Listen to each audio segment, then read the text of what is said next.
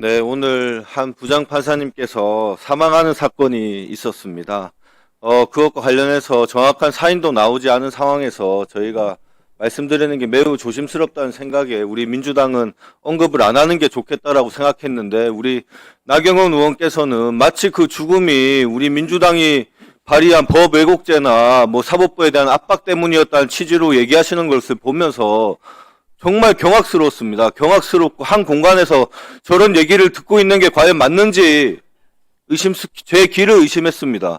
이 죽음마저 이용하는 것이 국힘당의 항상 그 습관입니다. 습관. 서해피격 사건부터 해가지고 뭐 대장동 사건에서 검찰의 강압 수사 때문에 많은 목숨을 잃은 분들이 계시는데 그분들이 뭐 누구 이재명 대통령 때문에 죽었다라는 듯이 말씀하신 것부터 해서 뭐 지병으로 돌아가신 분들까지 그 죽음의 책임을 또 이용하시고 너무나 참 참담하고 함께 이 공간에 있는 것 자체가 매우 부끄럽습니다.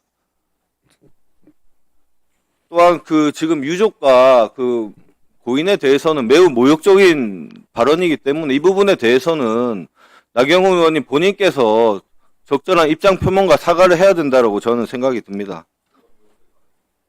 장관님, 네.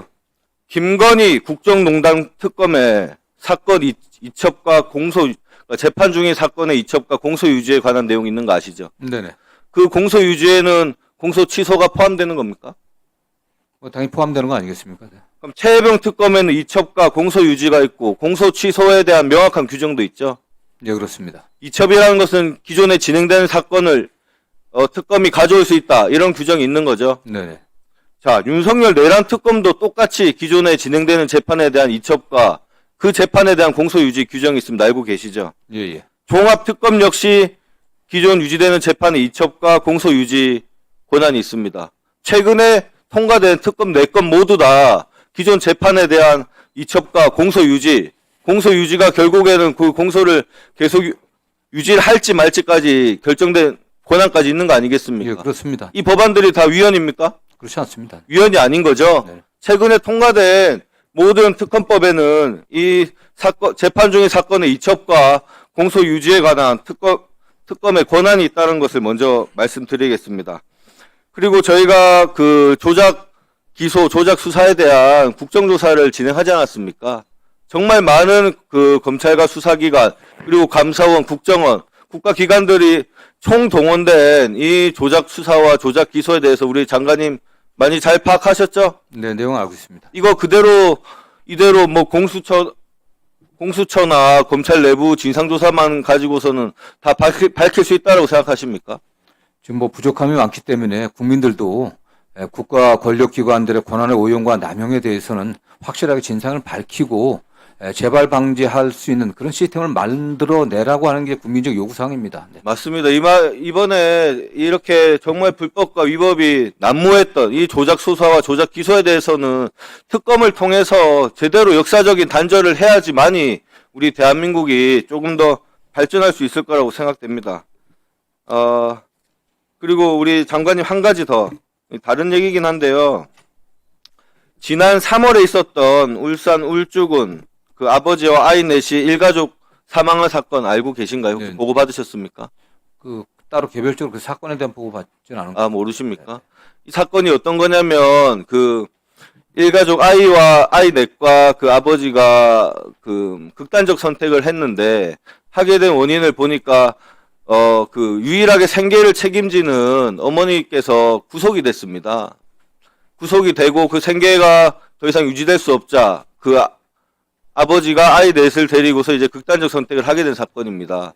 지금 법안도 많이 올라와 있고 올해 연말에 이제 그 수용자 처우에 관련된 법률인가요? 거기에 뭐 육아나 이런 관련된 내용도 포함되고 있는데 법무부 내부에서도 지금 그 생계를 책임지는 뭐 아버지가 됐든 어머니가 됐든 이런 부분에 대해서 구속하거나 향후에 그 수용자 처우를 함에 있어서 좀 더 많은 고려를 해야 되지 않을까요? 어떻게 생각하십니까? 예, 뭐 전적으로 옳으신 말씀입니다. 지난해 수용자 가족들의 생계 지원과 관련해서는 법안도 통과되고 또 예산도 반영되어 있습니다. 보다 적극적으로 저희들이 관심을 갖고 특히 미성년 자녀들에 관련해서는 또 지자체와 또 관련 단체와 저희 협력해갖고 이런 사고가 재발되지 않게 정말 최선을 다하겠습니다. 네. 네. 법원에서 영장을 발부한 함에 있어서도 이런 가족 내부의 사정이나 이런 부분은 전혀 고려 안 하고 있죠. 글쎄요, 꼭 그렇게 단정하기는 어려운 것 같습니다. 영장 발부 여부를 결정. 예. 본인이 유능한 변호사 사서 그런 부분 주장을 하면 뭐 반영할 수 있겠지만 법원에서 직권적으로 신문 과정에서 들어가 있거나 그런 식으로 내부 교육을 하거나 하진 않잖아요.